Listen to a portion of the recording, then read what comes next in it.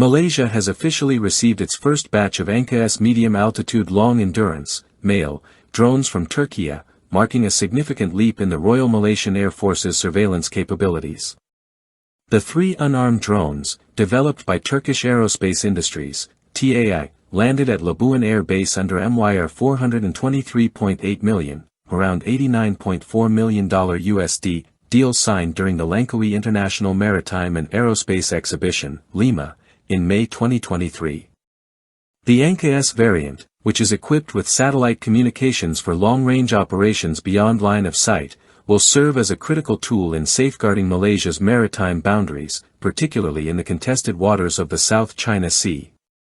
The purchase package includes essential components such as ground control stations, logistical equipment, and operator training, although the drones currently lack weapon systems. Officials have not ruled out future upgrades that may include armaments. This acquisition follows an extensive international bidding process that began in August 2020, with competitors including the American MQ-9 Reaper and China's Wing-Long UAVs. Malaysia's top leadership, including former Prime Minister Ismail Sabri Yaakob and King Sultan Abdullah, visited Turkish Aerospace's facilities in 2022, reflecting the strategic importance of the program. The contract was finalized in 2023, with the timeline on track for the final aircraft to be operational by the end of 2025. To facilitate the drone's deployment, Malaysian firm G7 Aerospace upgraded infrastructure at Labuan Air Base, building specialized hangars and support systems. The Royal Malaysian Air Force's No. 11 Squadron has been assigned operational control of the Anka-S fleet, with personnel receiving extensive training throughout 2024 and 2025. 6 RMAF members were stationed in Turkey to supervise the customization and construction process of the UAVs.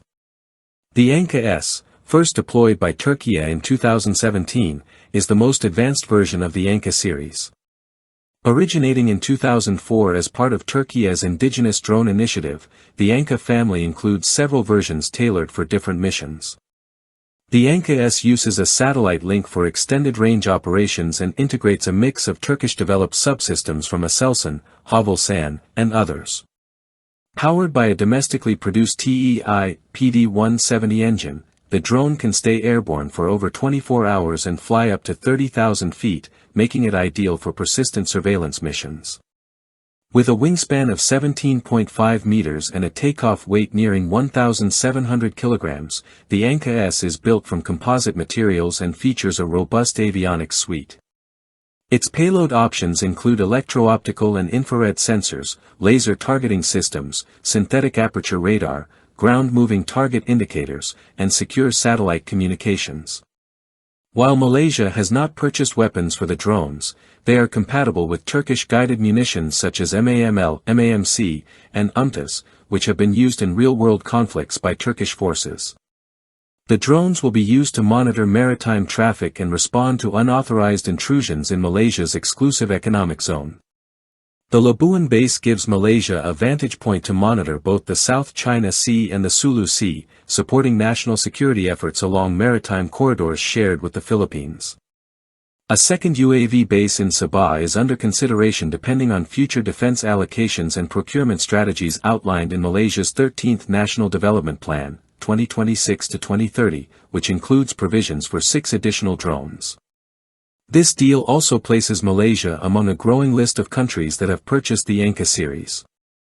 Tunisia, Kazakhstan, Indonesia, Algeria, Chad, and most recently Uzbekistan have acquired or placed orders for the drone. Some nations, like Indonesia and Kazakhstan, are even pursuing local production under technology sharing agreements with Turkey.